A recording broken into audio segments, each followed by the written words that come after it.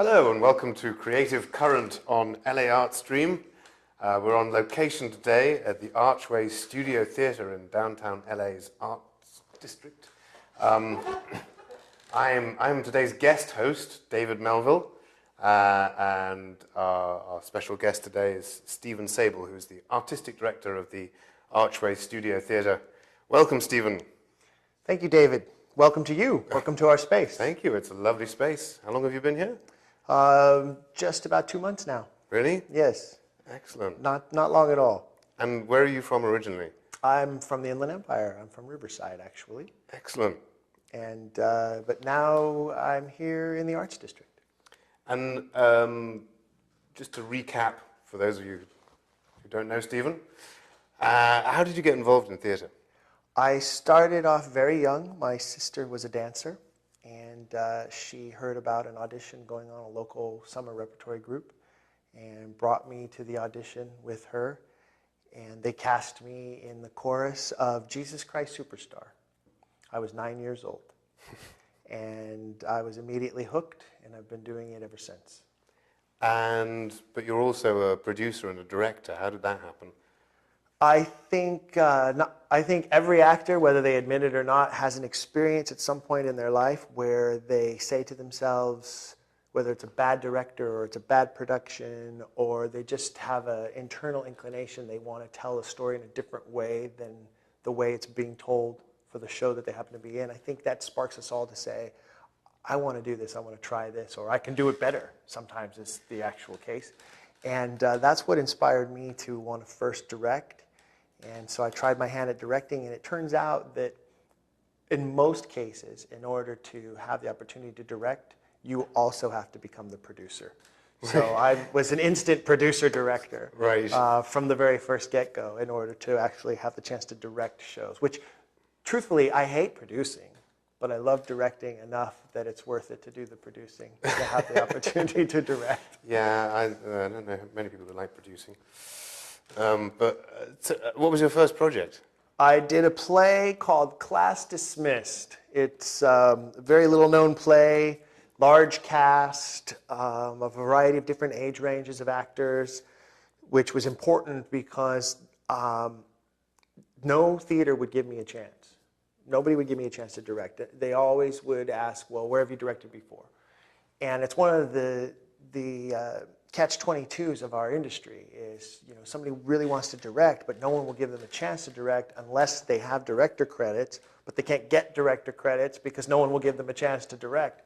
So that's why I ended up having to become a producer-director right off the bat. And I actually went to a city recreation department and convinced them to offer theater practicum as this community activity through the recreation department. So in a sense, almost starting a mini community theater. Wow. And so I needed a show that would open up a lot of opportunity to a lot of different actors of different age ranges.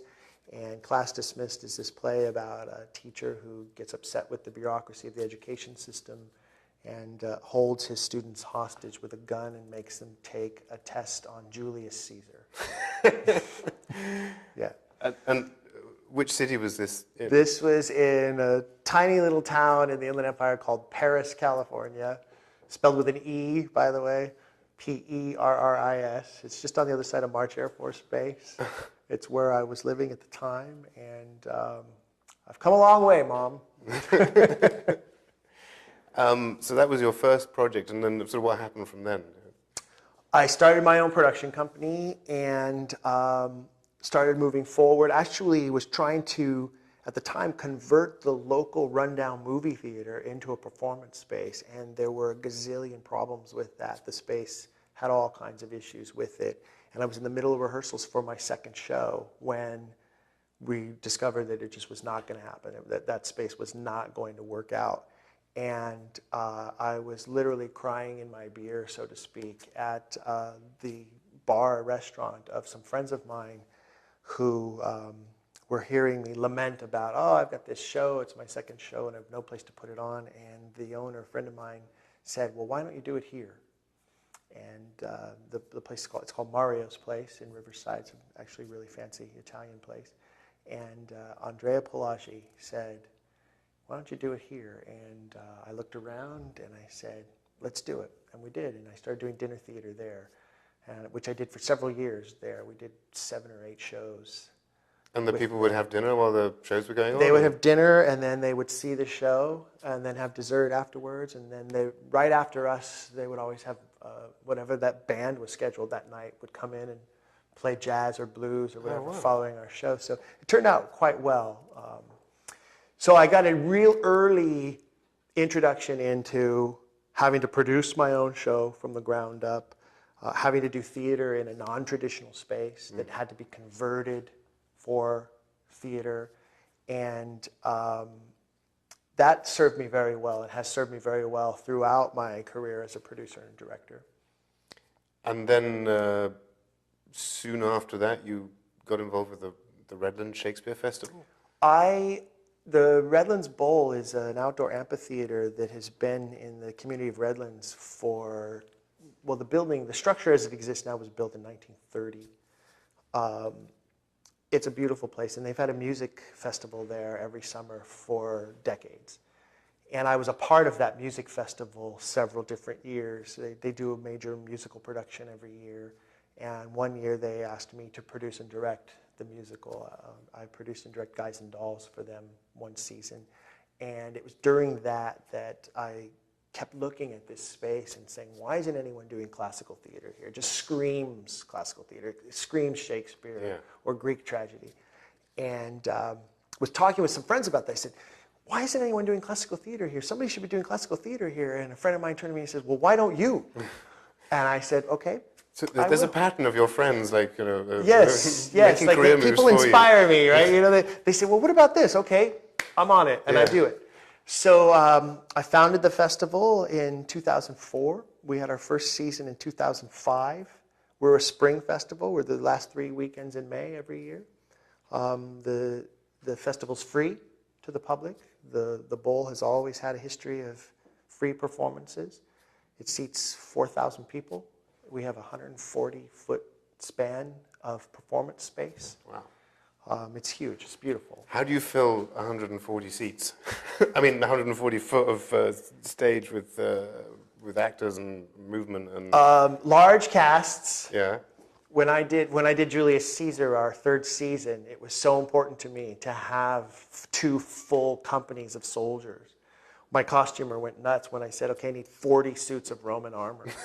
But we did. When Brutus came from this direction and Mark Antony came from this direction, they each came with a full company of 20 soldiers behind them. Great. On the stage. So that one was one of those. I built a 22-foot tall statue of Pompey as the centerpiece of the show. In fact, Pompey's head is still here. It's here. I've kept it. Really? It's here in this space now. It watches over the stage in our black box over here. So, we've come with creative different ways. Midsummer Night's Dream, I built a 22-foot tall oak tree that stands in the middle because the bowl is, the stage is huge. The Procellus there is huge. So something small is small. So you have to go very, very large. And presumably there's a fairly large budget for all of that as well. We do everything on a shoestring. It's all by donation and sponsors and volunteers. We do a lot with a little, which has also been good training because I don't think you can really do this art at this level without learning how to do a lot with a little. In this economy. Especially. Those are the skills that will help you survive, right? Yes, absolutely. Absolutely. And so we cast about between 45 and 60 people a season out there for every spring. Where do you find them? Most of our actors are Inland Empire actors out there. We do draw some talent from LA because LA talent is looking to do, well, they're looking to do Shakespeare, they're looking to do true repertory, and they're looking to do outdoor grand scale theater. So we have all 3 of those, which is a great addition to anyone's resume, not to mention a true test of an actor's mettle to be able to do Shakespeare in true rep. We open the shows. We have 3 shows every season. They open 3 nights in a row, and they continue to run on rotation. Right. And that presumably requires certain skills, right, for the actors to be Yes, able and to- you know, the actors get asked this same question. We do an outreach program too. We go to schools or community groups and bring Shakespeare to them. And inevitably, the most common questions are, how do you remember all those lines? And when they find out we're doing repertory, they always ask, do you ever start saying lines from the wrong play? And the answer is no. No, you never do that. I've done that. Really? Okay, well, I take it back. It's sometimes. I think I did that as Iago once. I said, when the Lodovico comes on, I was saying, oh, you're welcome to Elsinore. I mean, Cyprus. I did go up on that stage in front of quite a large number of people as Iago, out there all alone. Oh, really? Yes. And had to very quickly remember, where am I? What monologue is this? I hate the more. That's right. Oh, really? Just keep saying that. Just keep saying, I hate the more. It'll all come back to you. So you act in the productions as well? On occasion, I do. It's not often that I have the opportunity to do that because there is a lot to do as artistic director. I always direct at least one of the shows every season as well, sometimes 2 out of 3. Yeah. So it's hard for me to get on stage every season. So I have to be very selective and pick and choose. And right now you're doing the Scottish Macbeth play. Yes, here in our new space. You know, the festival is something I'm very proud of, and it's a wonderful thing. It's my baby, so to speak, and I'm very pleased to have seen it grow to what it has become. But obviously that's the Inland Empire and its grand scale, and something I discovered last fall. I directed a couple of shows over in the NoHo Arts District and a small black box, and found that I missed that intimacy that I'd started with as this small dinner theater space that I was working in my earliest days. And I missed having that opportunity to work with the actors about little subtleties that can be read in a small space, in an intimate space like this, where the audience is this close to you. So it was nice to have that opportunity to break away from this huge grand scale theater to this tight, intimate setting. And that's one of the things that really inspired me, that I needed my own space and to come here to the downtown LA Arts District and open the Archway. And you found this fantastic facility which has this, the room we're in right now is the yoga studio, Yes, right? this is the studio portion of our space. And this used to be a rock venue? Is that This was for those people who might be familiar, this was the famous Al's Bar, which for several decades was a very famous, probably the preeminent punk rock scene bar of the country, let alone the West Coast. And a lot of famous bands played right here on the stage we're sitting on. This is the existing stage that we're sitting on right now. If you YouTube Al's Bar, you'll find clips of bands like Nirvana and Red Hot Chili Peppers playing right here on this very spot where we're sitting.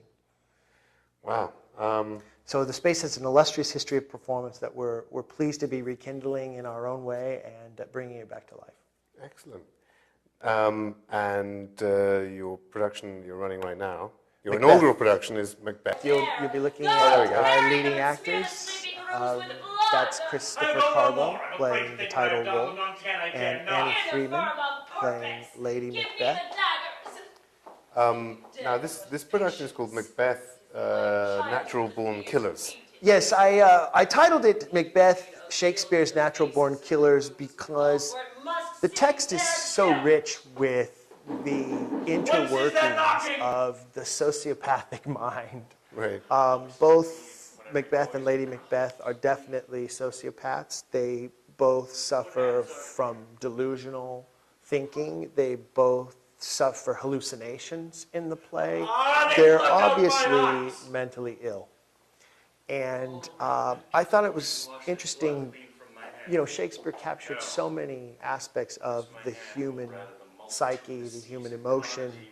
And I thought one of the things that you don't see a lot about with this play is people talking about the mental health aspect of the play and how accurately he captures the sociopathic mind. Right. And no time in modern history was that such an obsession for society than in the 1980s. 1980s was a decade of serial killing. It was the late 70s when you had people like John Wayne Gacy and Ted Bundy who were caught and convicted, and suddenly it just sparked an entire decade of more and more attention being paid by the media to these big-name serial killers that were popping up all over the country throughout the 80s. The 80s became actually one of the most violent decades in record for the country. And so I chose that decade as the setting for the play and remembered Oliver Stone's sort of satirical film, Natural Born Killers, which is actually set more in the 90s, I think. But he was making a statement about media attention to these celebrity killers. And that kind of sparked the idea for me that, okay, well, Lord and Lady Macbeth are exactly that. They're celebrity killers in their own time period. So I blended those concepts together into the production that we now have. And gave it a 1980s rock and roll theme to it, which you can tell when you look at the clip, you can see by the costumes they're wearing. Yeah.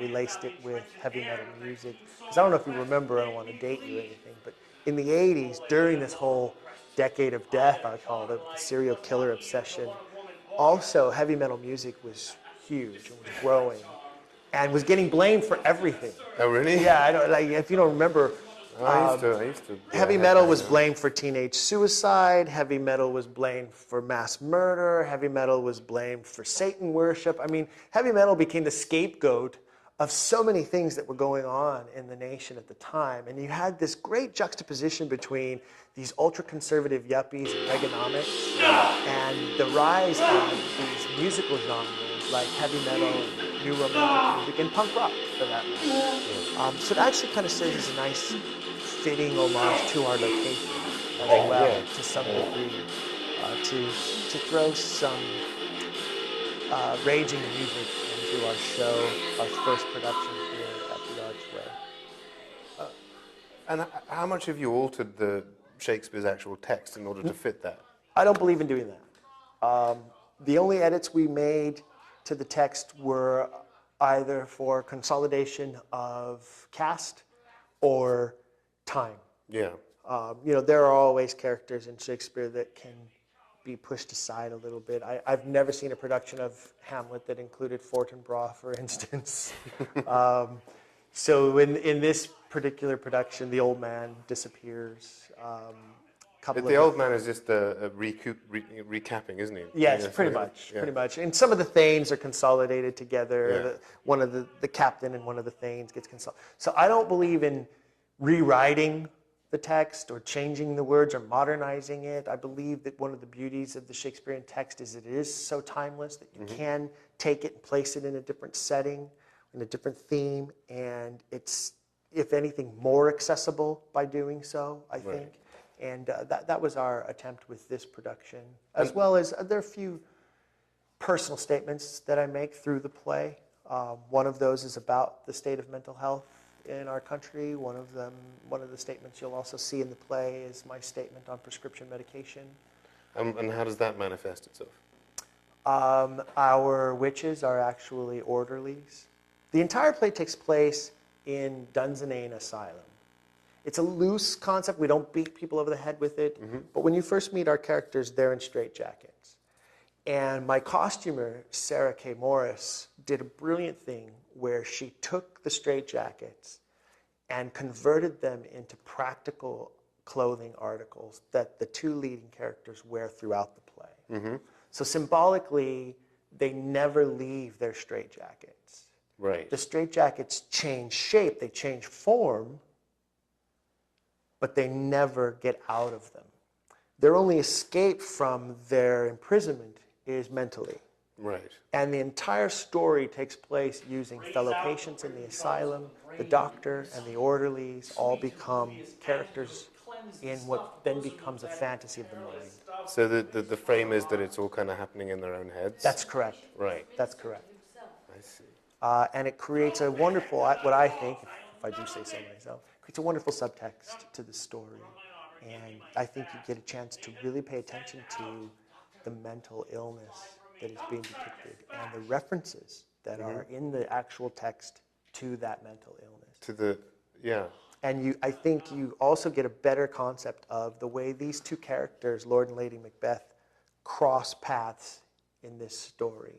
But do you think that Shakespeare was actually writing a play where they're mentally ill to begin with, or?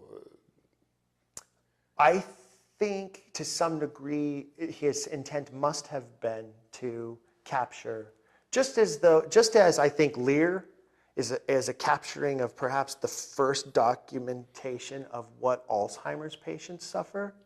Mm-hmm. Macbeth is certainly documentation of what the sociopathic mind goes Well, they were through. certainly really very interested in madness. I mean, not just Shakespeare, but Oh, there's absolutely. a lot of characters. I mean, you know. Absolutely, and madness was something that was thrown around a lot. Yeah. And there are a lot of characters in the canon that are depicted as mad or that are described as mad or condemned for being mad because their behavior isn't suitable to what others around them expect it to be. Yeah.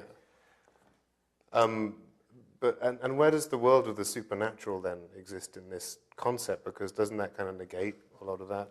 Well, if you are a sociopathic serial killer who has been sentenced to an asylum, and you have this doctor and these three orderlies who pretty much control your life, who are giving you drugs to suppress the symptoms of your madness, what do they become to you in your mind? Do they possibly become witches that are controlling your fate? Double, double, toil and trouble, fire, burn, and cauldron bubble. They become these horrific creatures that are providing but yet opposing, that are supposed to be helping you but that you really can't trust. And that's the paranoia of the sociopath coming out. And that's how we depict it Right. in our story. But that's interesting because that's not really what Shakespeare's written, though. No, he's not written, at all. he's written the supernatural is a really important element in his story. It is. Where the witches are real and the curses are real and these things happen because of the real, What is the greatest debate of the play? At least what I have found throughout my study of it, the greatest debate of the play is, are the witches causing what's happening, or are they merely predicting? Or is it the suggestion of what they've said that makes all this happen? Right, and I think our concept explores that debate even further. Are they in control? Did they cause this? Or is it really all in his mind? Yeah. And how he reacts to things. Interesting. I saw a production the RSC did, must have been probably about 10 years ago now, with Anthony Sher and Harriet Walter. And it was interesting because they made it purely about political ambition, and they tried to justify all the witches and everything like that. And it was really strange because it had no impact. And actually, the problem that I've always had with Macbeth as a play is that it's really hard to achieve the tragedy at the end. How does that work in your production? It's interesting that you say that, and I'm absolutely blessed with a magnificent cast of actors, especially our leading man, Christopher Carbo. And one of the things that we worked on, director and actor, one of the things I love about the process is that process of discovering the character, mining the text together.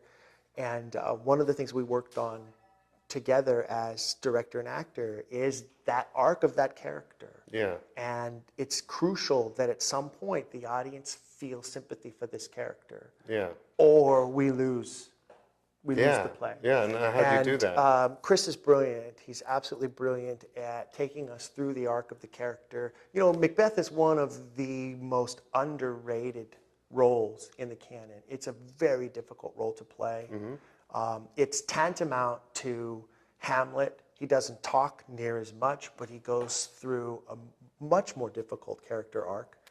And whereas audiences can, if you got the wrong Hamlet, audiences can go, would you please shut up? I'm tired of hearing you. The same thing can happen with Macbeth if you have the wrong Macbeth. The audience can turn off and say, you know what, you're a villain and I don't care what you have to say. It's not like Iago, who is a villain that we love because he's witty and he's humorous and he's clever. It's a totally different type of anti-hero, and it requires a very solid actor, and that's what we have. I've always found Macbeth is so much harder than Hamlet Because Hamlet, you have a variety of choices that you can make every Yes. night, an infinite number of choices. Macbeth, the parameters are so small. It's very difficult. It's very, very difficult. And you have 4 major monologues, and they each have to be different, and they each have to come out and as a different step of the arc, and that's something that Chris and I talked about a lot in the rehearsal process. And I think when you see the show, you'll be very impressed with what he's able to do with it, as well as the rest of the cast. We have an outstanding ensemble. And what have you done with the porter? Is he still there? You know, we did something very interesting because we have this insane asylum concept. So we have the 3 orderlies, which obviously became the 3 witches. And we have the doctor, who appears as a doctor in the play in 2 specific scenes that are very important, talking about and observing Lady Macbeth's mental illness. I took that character and I created 1 character out of 3 roles, and the character's name in the play is Dr. Hecate Porter. And she plays all 3 roles. She is the porter, she is Hecate, and she is the doctor. Right. And if you go along with our concept, in the mind of Macbeth, the porter is this gatekeeper, deciding who comes and who goes. And if he is trapped in an asylum, then the doctor is that gatekeeper, deciding whether he can come or go. Right. So he puts her into that mold. He also sees her as the leader of these 3 orderlies who are bewitching him. And so he puts her into that role. And then he also puts her into the role of who she really is, which is the doctor, when he questions her about Lady Macbeth's illness. And she says quite pointedly, she's more troubled with the coming fancies than she is illness. And he says, cure her of that. And she has this incredible line, which for our concept is all-encompassing. And she says, therein the patient must minister to himself. Mm-hmm. And it's a brilliant line, and it's a beautiful piece that ties that whole mental illness aspect of this play together. And that's why I say I'm certain the author intended this to be a depiction of the sociopathic mind. And it's quite accurate. And your process with your actors, did you hire local actors, or these guys that you've worked with before? We have open call auditions here at the Archway. In fact, we're auditioning right now for our 2nd production. I post on Actors Access and Backstage West. The actors all came from getting those posts. With 65 people auditioned for Macbeth. We chose the 15 best actors from that audition.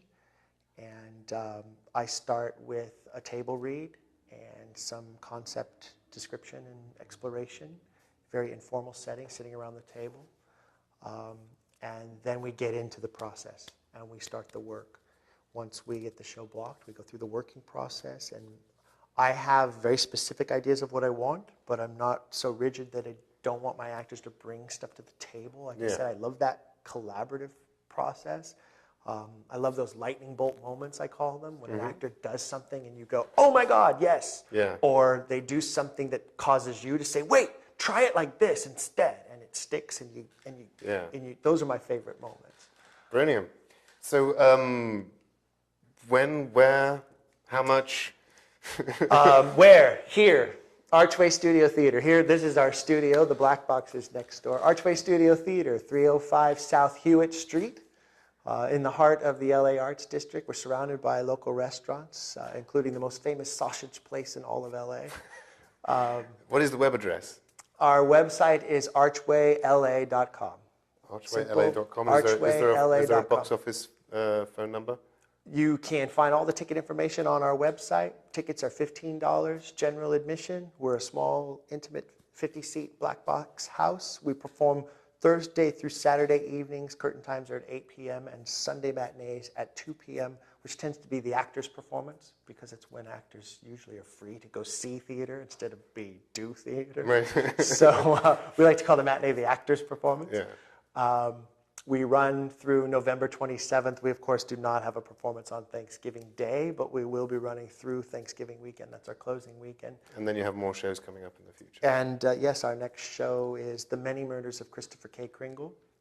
And we're planning our 2012 season now. We'll be opening with Electra in January and moving forward from there. Fantastic. Thank you very much, Stephen, for being our special guest. Thank you, David. Thank you for Creative joining us Current. here. It was a pleasure. And you can find us on laARTstream.com.